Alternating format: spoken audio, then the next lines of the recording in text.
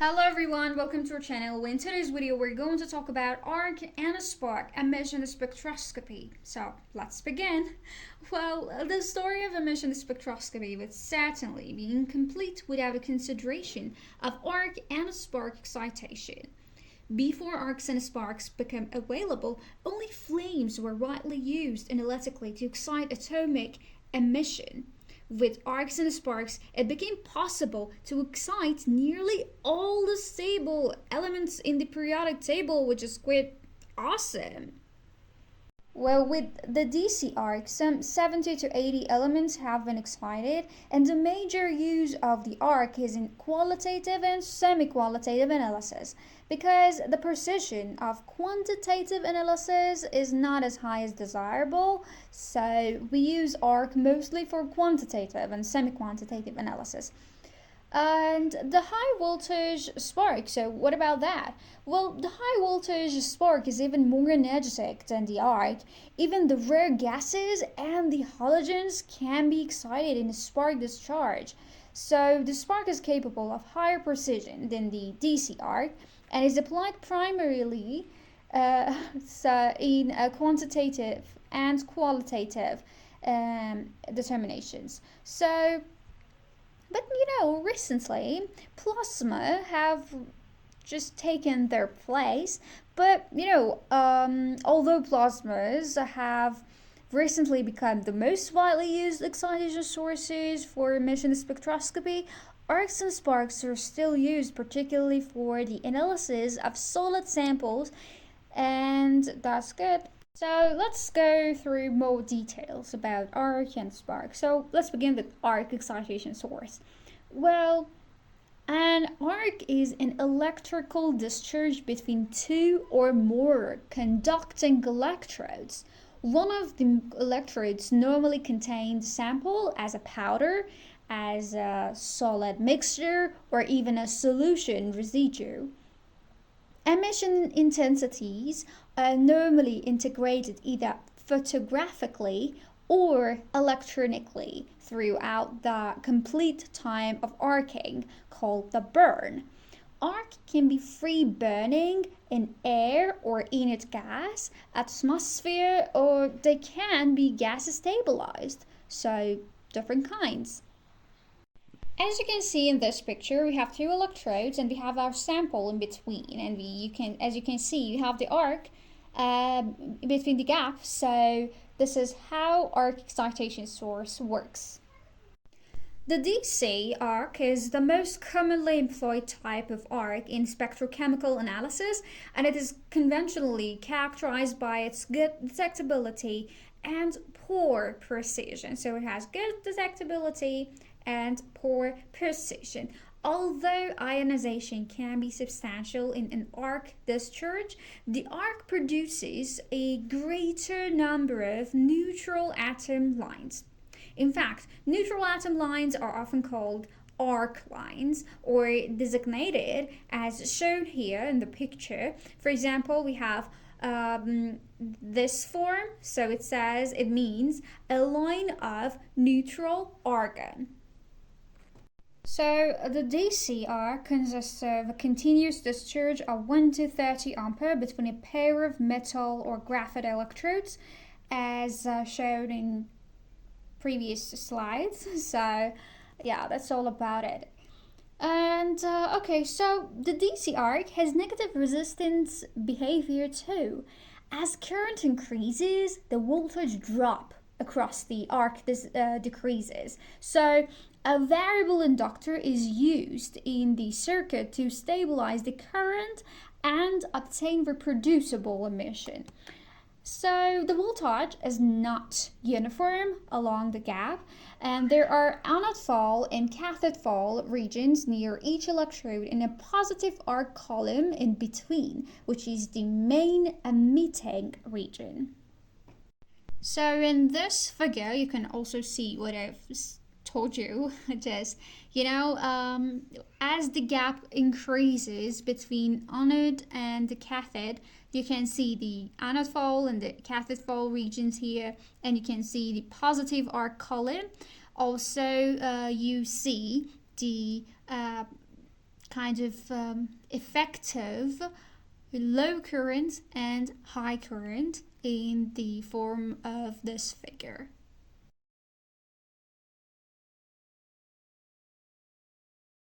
Graphite is often used as an electrode material because it is inexpensive, easy to machine, and can withstand high temperatures. Lower electrodes are typically cup-shaped to hold the powder or solid samples, while the upper electrodes can be conical to help maintain the arc in position. As you see in this figure, the left one is the cup-shaped lower electrode, while the right one is the conical electrode, which helps to maintain the arc in position. So samples may be introduced as compacted powders, solid pieces, or as solution evaporated to dryness in the electrode cup. In cathodic sampling, the sample is placed on the upper electrode instead of the lower one, which can improve sensitivity but sometimes worsens the precision, which is not a good thing. What about temperature? Well, temperatures in the arc are roughly 4,000 to 8,000 Kelvin, high enough to vaporize many materials and produce emission from neutral atoms and sometimes ions, although restricted thermodynamic equilibrium is not achieved anywhere. Selective volatilization is important. More volatile, low boiling or low melting elements vaporize and emit earlier in the burn, while refractory elements vaporize later, so line intensity depends strongly on time. As you can see in this figure, some elements like Pb and cadmium, they give us the line sooner with higher intensity rather than the other ones like Fe or some other elements that they give us the line later, and yeah, that's all.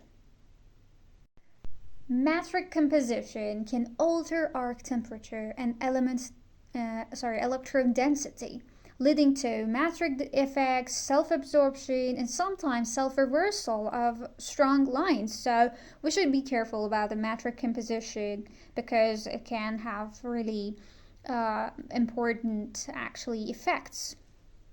So how we can reduce it? To reduce matrix effects and improve line to background ratio, a volatile spectrochemical buffer or carrier can be added so that the overall evaporation behavior becomes more uniformly. In air, strong molecular band emission and continuum radiation from hot particles can increase background and mask analytical lines. So, controlled atmosphere or special devices like the Stalwart jet are used to lower background and stabilize conditions.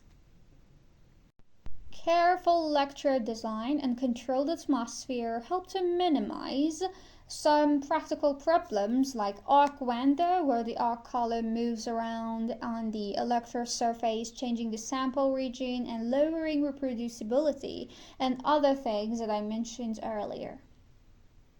So here we can see how Stalwart jet arc works, something that I mentioned a little bit earlier.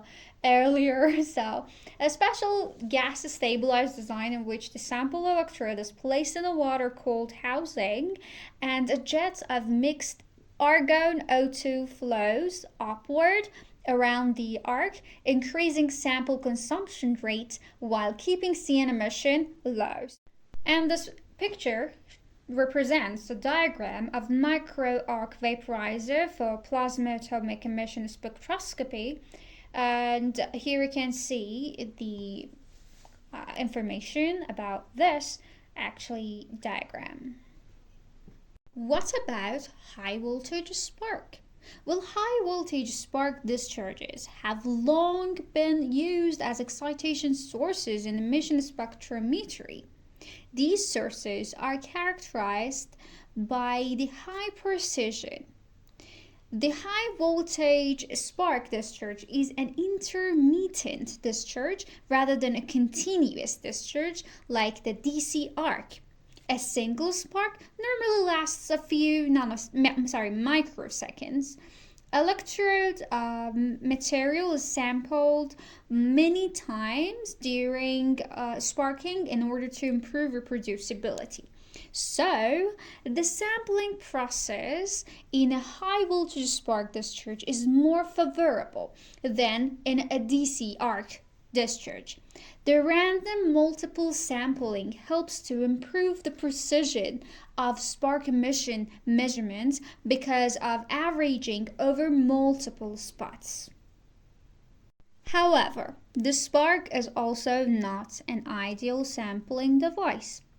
The surface of the material sampled tends to change with sparking time, which leads to changes in spark spectra with time. This so-called sparking off effects, which is often overcame by postponing measurements until a reproducible point in the sampling process has been reached. The spark discharge is an extremely energetic source with high peak currents and high power densities, and the limits of detection are usually higher than with DC arc discharges. Very little sample is ordinarily consumed during sparking. The spark discharge is not continuous, but consists of rapid, short duration bursts, microseconds, occurring at frequencies from 100 to 500 times per second. This produces extremely high temperature, up to 10,000 Kelvin, which allows the atomization and excitation of even refractory elements, increasing the number of detectable species. Spark sources favor ion emission spectra of a natural atom lines due to the high temperature, and deliver intense emission for both qualitative and quantitative analysis of metal and alloys. The method is especially well suited for solid conductive samples, where the sample is either directly the electrode or mixed with graphite for conductivity. Spark formation in high voltage sources involve complex build-up and decay processes in the discharge channel, strongly affecting excitation conditions and emission. After triggering, a non-quarter wave spark source produces a discharge channel that grows from the cathode to the anode in about 100 microseconds, carrying the main discharge current.